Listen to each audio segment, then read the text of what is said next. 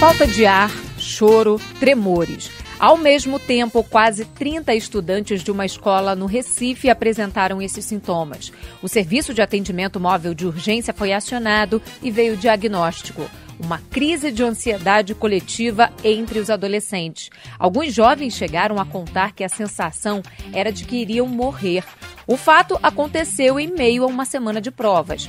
O estresse provocado pelas avaliações, o tempo longe das salas de aula, depressão. Todas as justificativas foram apontadas por especialistas para tentar entender de fato o que aconteceu. Mas a verdade é que as razões que levam a uma crise coletiva de ansiedade são, em geral, pouco compreendidas. Um relatório recente do Unicef aponta que, globalmente, em média, 1 em cada 7 jovens entre 10 e 19 anos vivem com algum transtorno mental diagnosticado. De acordo com as Nações Unidas, a ruptura com rotinas, com educação, com a recreação e a preocupação, inclusive, com a renda familiar e com a saúde, deixaram muitos jovens com medo, irritados e preocupados, principalmente com o futuro. Para discutir um pouco mais desse assunto, a saúde mental dos jovens, vamos abrir espaço agora nos Seus Filhos em versão ampliada de hoje. Eu, Thaís Dias, estou na área e junto comigo sempre a minha companheira Roseli Saião. Tudo bem, Roseli? Tudo bem, Thaís. Vamos lá tentar entender, né, essas questões de crianças e adolescentes nesse período da pandemia. Minha voz. A Júlia Mendes é estudante de Belo Horizonte e conta sobre a sua experiência tendo uma crise de pânico. Um tempo atrás, eu tive uma crise de ansiedade muito forte. Ela ocorreu no meu 3º ano do ensino médio, porque eu estava extremamente preocupada com o meu futuro, o que eu iria fazer da vida. E aí eu senti meu coração bater muito forte, tremedeira, suor. Eu respirava fundo, tentava pensar em outras coisas, mas nada adiantava, então eu pedi ajuda para as minhas amigas. E aí elas me deixaram em um ambiente calmo e conseguiram distrair a minha mente. Roseli, eu já vivi uma síndrome do pânico e esses episódios, eles geram uma angústia tão grande que a gente acha muitas vezes que não vai sobreviver a essa situação. O que você diria para os jovens que estão passando por uma situação parecida e muitas vezes ainda estão se conhecendo, não conseguem nem compreender de fato o que está acontecendo com o corpo e com a mente? É verdade. O pânico, né, em adolescente é terrível porque, como você disse, ele não se conhece bem ainda, ele não entende o que está acontecendo, dá a impressão, né, como a Júlia disse, que vai morrer. Então, é seguir o exemplo dela, em primeiro lugar, pedir ajuda para os colegas, para a família. E se a situação persistir, em vários momentos isso acontecer, é bom encontrar com um profissional que possa ajudá-lo. Pode ser um psiquiatra, um psicólogo, mas, enfim, é uma questão de saúde mental que a gente quase não falava a respeito de crianças e adolescentes antes da pandemia. Agora temos falado muito, não é? Para bom entendedor.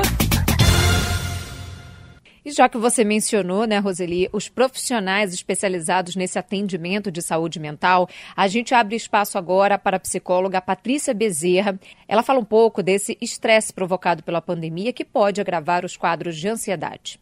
Quando você vem à volta às aulas, você pode também ter sofrido uma outra ameaça, que é a cobrança do seu desempenho.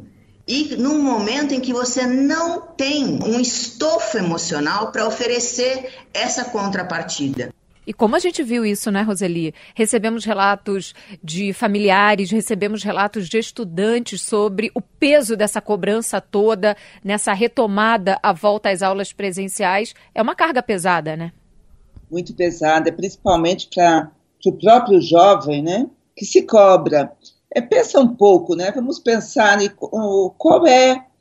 quais são as questões do adolescente. Ele pensa muito no futuro, inclusive porque a sociedade, a família, a escola levam a isso. E pensar no futuro em período de pandemia é muito confuso, porque antes disso havia assim, indecisões, agora a confusão, né? O que pode acontecer além dessa pandemia. Então é preciso, sim, de uma rede de apoio para o jovem nesse período. E a escola? Diz o quê? A Thaís Colber, que é diretora pedagógica de uma escola em São Paulo, fala do papel da instituição de ensino no auxílio aos estudantes que apresentam esses quadros de ansiedade. Fundamental dentro da escola ter um suporte emocional, né? Ter uma relação de transparência com as famílias, né? Porque a escola sozinha não pode abarcar tudo. Ter um olhar dos professores com relação a este aluno em sala de aula, não só como um aluno, mas como pessoa, né? Para a gente poder conduzir de cada caso na sua individualidade da melhor forma possível. É importante que a instituição ofereça apoio, acolhimento e esteja atenta também aos seus alunos, né, Roseli? E um acolhimento e um apoio, Thaís, que precisa ser coletivo, né? É o grupo todo de alunos que precisa desse acolhimento. É claro que cada um deles tem as suas questões pessoais, mas no retorno à escola, eles estão em conjunto, e é com o conjunto dos alunos que a escola precisa lidar, dando acolhimento ao grupo, dando apoio, conversando com transparência com os alunos. Isso é muito importante e é bom lembrar do corpo, né, que ficou muito parado nesse período de pandemia, e agora indo para a escola é preciso de um espaço para esse corpo acordar. Eu também quero falar. Conosco a Maria das Dores, de Belo Horizonte, que tem uma filha que sofre com essas crises de ansiedade. E ela conta como foi descobrir, né, exatamente esse diagnóstico e como elas lidam com essa situação. Eu tenho uma filha de 19 anos que ela sofre de ansiedade desde novinha. Eu percebi que ela tinha ansiedade porque a mão dela encheu de verruguinha. E aí um dia ela viajou. Quando ela voltou sem nada na mão. Aí eu fui ver que era ansiedade. Aí eu comecei a conversar com ela, tentar entender a situação que ela estava passando e sempre dando atenção a isto. E hoje ela trata com psicólogo. É importante a família, né? Ficar atenta ao comportamento e aquela dica que a gente sempre dá, né, Roseli? Conhecer o filho é fundamental. Fundamental, e conhecer todo dia, né, Thaís? Uhum. Porque todo dia o filho muda, principalmente nessa idade, adolescência, final de adolescência, início da adolescência.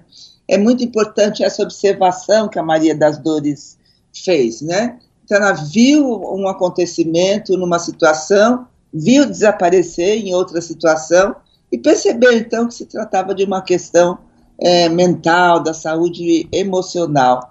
Então, essa observação atenta e interessada é fundamental para a paz de crianças e adolescentes. Para bom entendedor. O psiquiatra e colunista da Band News FM, Daniel Barros, fala sobre a ocorrência de surtos coletivos de ansiedade entre os jovens e explica como lidar com isso. A melhor maneira de ajudar alguém que está ansioso é ficando calmo. Parece óbvio, mas quando a gente vê alguém numa crise de ansiedade, quando a gente vê alguém muito aflito, a gente tende a se contagiar por aquela emoção e a gente vai ficando aflito, também ansioso. O que está acontecendo? O que você está sentindo? Isso aumenta a ansiedade da pessoa ao nos ver ansiosos. Então, se a gente ficar tranquilo, acolher aquele sentimento e tranquilizar a pessoa, isso é o melhor que a gente pode fazer. Reconhecer, acolher e tranquilizar. É isso, né, Roseli? É isso, assina embaixo com todas as letras, Thaís.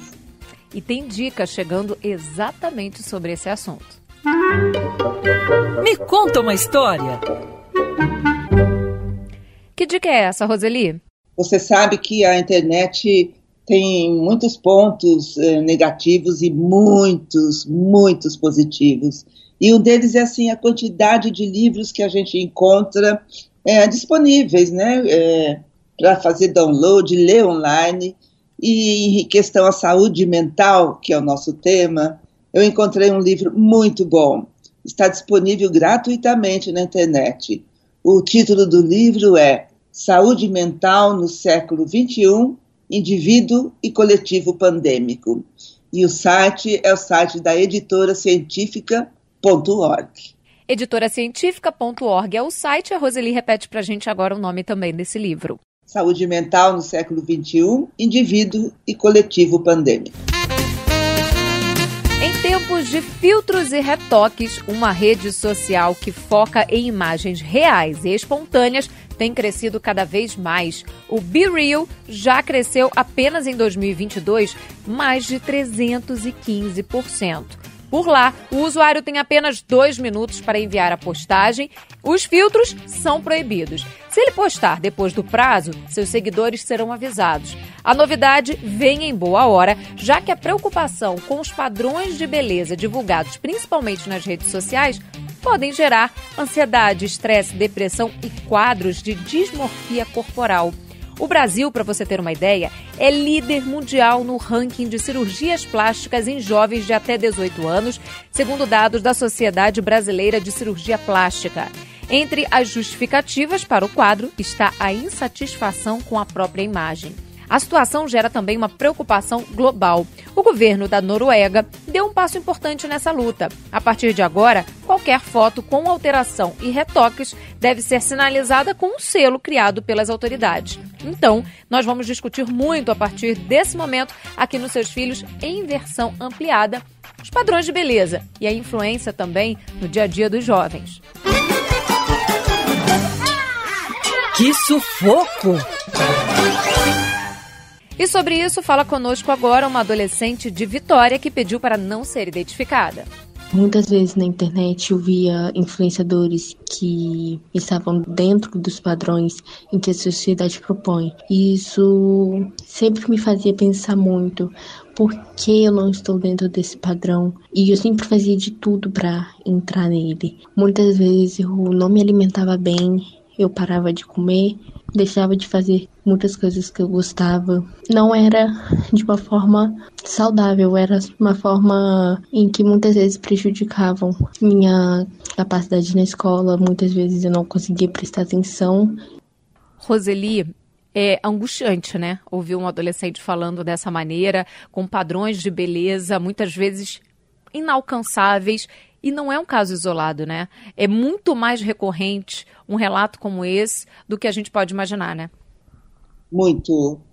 No período da adolescência, Thaís, a aparência do jovem é muito importante, porque é a aparência que vai facilitar ou dificultar o encontro com os outros. É o primeiro ponto, né? Depois de passar desse ponto é que vem a conversa, o conhecimento, o relacionamento. E nós temos, né, com a internet principalmente, mas não apenas, muitos padrões que nem são inalcançáveis, são cruéis, porque pouquíssimos jovens e adolescentes conseguem atingir mais ou menos esses padrões. Então, é uma questão que deve nos preocupar muito, a gente precisa conversar com eles a esse respeito. Pronto, falei.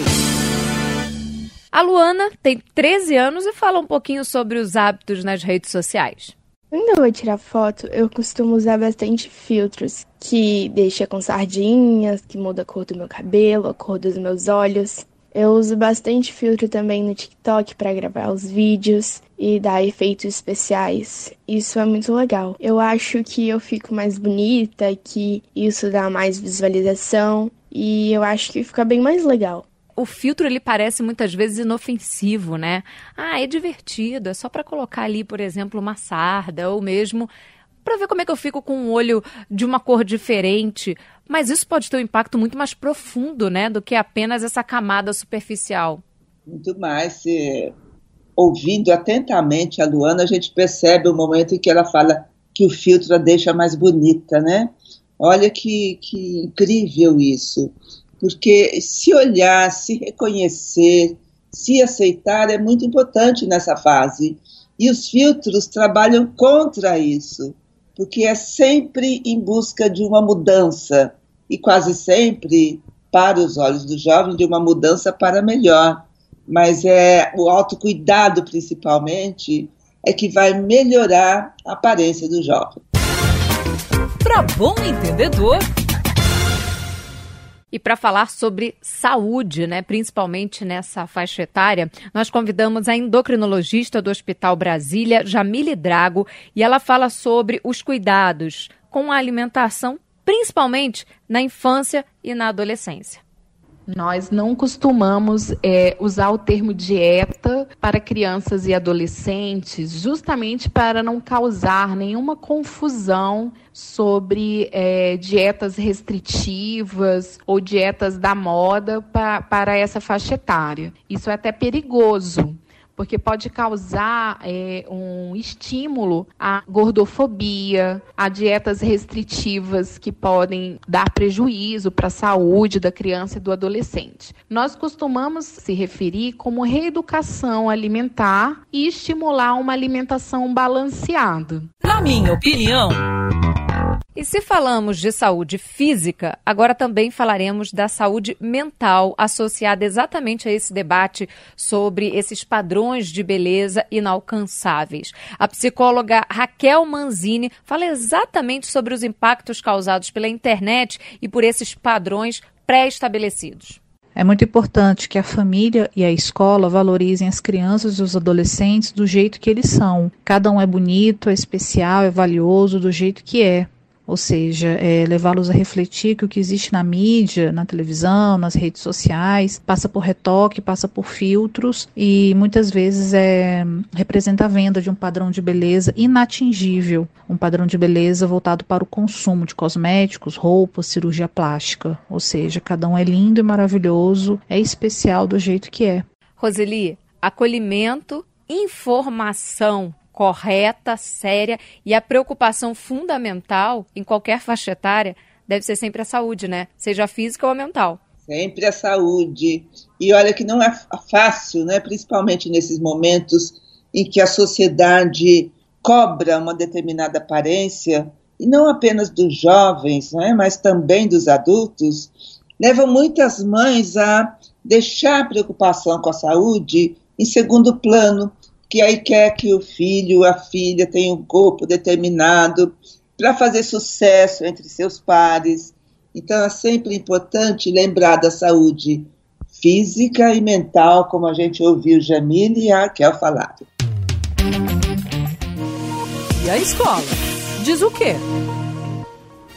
A professora Alexandra Souza adapta o modo como fala de uma linguagem mais confortável, de forma que consegue conversar com os alunos sobre esse tema sem invadir o espaço pessoal deles. A primeira coisa que eu faço é conquistar a confiança e o respeito dos alunos, né, dos estudantes que estão sob minha responsabilidade. A partir daí, eu vou utilizando as falas que eles vão trazendo no dia a dia. O adolescente, ele não gosta muito de ser invadido. Muitos que têm dificuldade de falar sobre as suas questões de corpo, né, de aparência, como se sentem, aí eu começo a trabalhar com eles.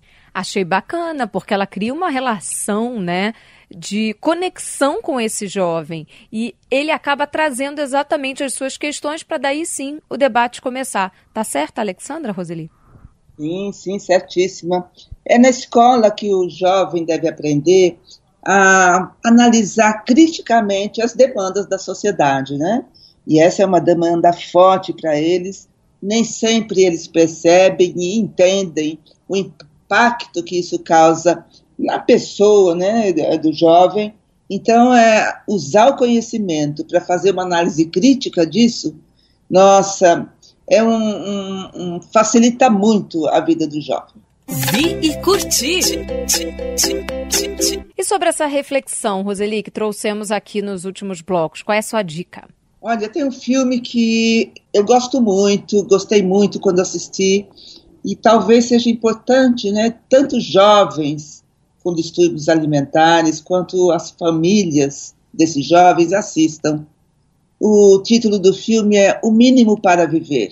E é a história de uma garota de 20 anos que faz de tudo para emagrecer. E no filme tem uma figura interessantíssima que é do médico, que desafia a garota a querer viver bem em vez de viver magra. A A escolha de uma creche é motivo de preocupação para muitas famílias. Afinal, o que levar em consideração na hora de selecionar a instituição que vai cuidar do bebê? Segurança? Tamanho do espaço físico? Proximidade com a casa ou com o trabalho dos pais? O projeto pedagógico, o preço? Isso sem falar na indicação de amigos ou parentes. Tudo isso merece atenção. Mas ainda há dúvidas, por exemplo, sobre a idade ideal para essa matrícula, o tipo de alimentação escolhida pela instituição, a forma de comunicação com os pais. São tantas as dúvidas que a gente vai conversar sobre cada uma delas a partir de agora aqui nos Seus Filhos em versão ampliada. Vem com a gente. Eu também quero falar. O Rafael é pai da Maria Eduarda, que tem 3 anos, eles são de Manaus, e ele conta um pouco sobre os critérios que usou na hora de escolher a creche para a menina. Os critérios que me levaram a escolher uma creche para minha filha foram a mensalidade e a localização. A creche teria que se encaixar no trajeto da minha casa ao trabalho. Isso foi um fator muito importante. Lógico que também tem outros também, como segurança, a estrutura também do local também influenciou bastante, o ensino, que tipo de ensino, né, eles ofereciam.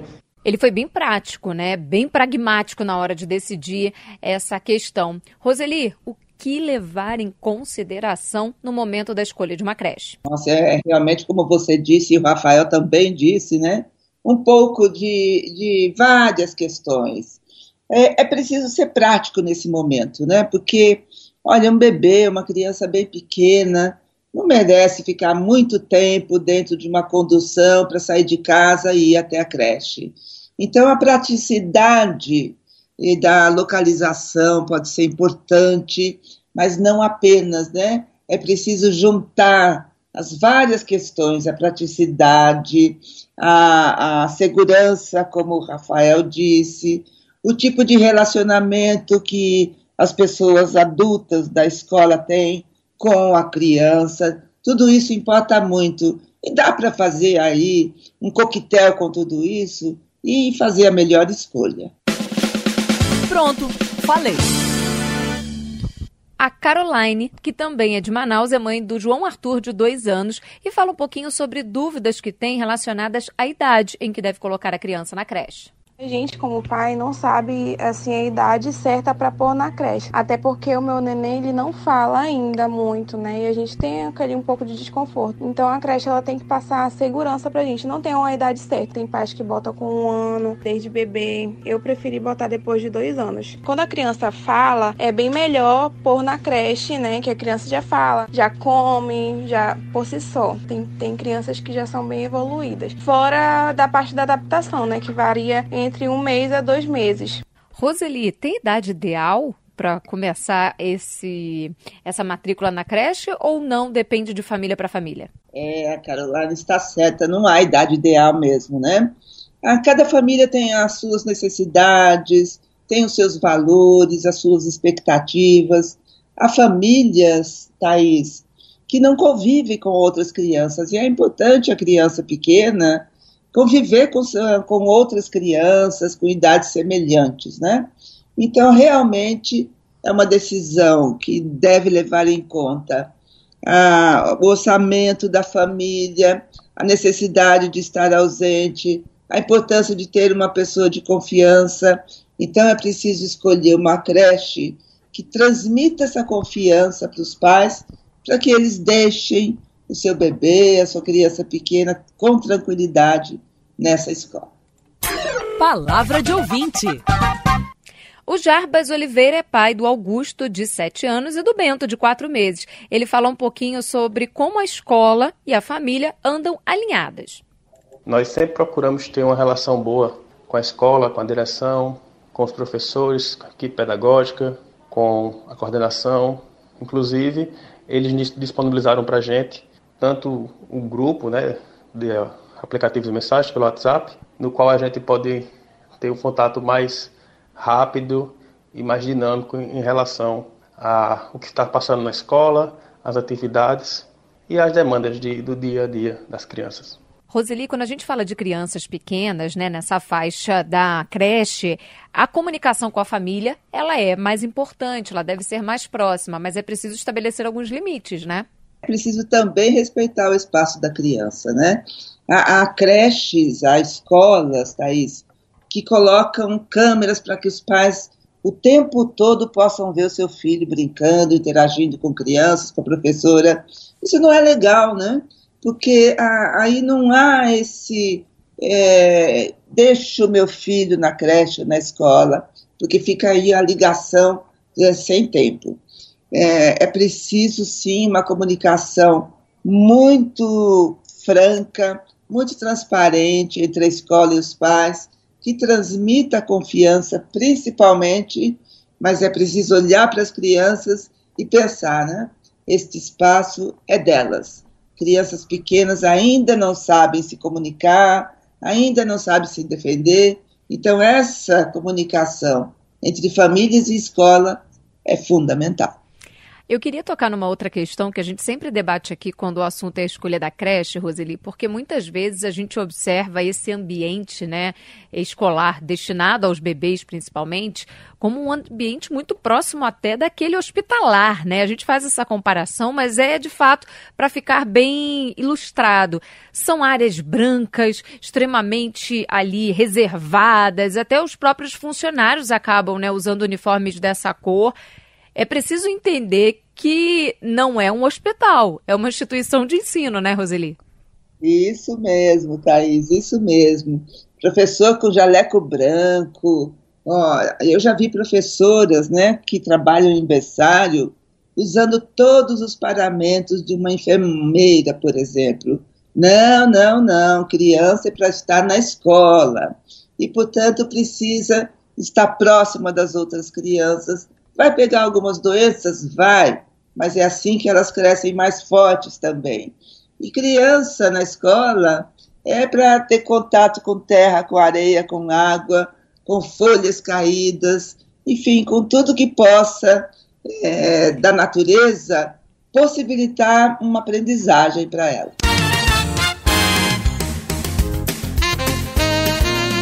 A matrícula do filho na creche continua sendo nosso assunto aqui nos Seus Filhos em versão ampliada e, conforme prometemos, temos dicas chegando. Vamos navegar! Que dica você separou, Roseli, para aqueles pais que estão com dúvidas relacionadas à escolha da creche?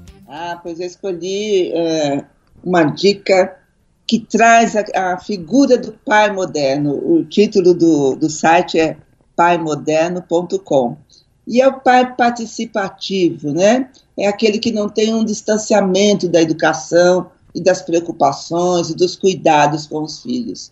Pois é nesse site que há um artigo 10 dicas para escolher a creche ideal do seu bebê. Vale a pena dar uma olhada em todas essas dicas.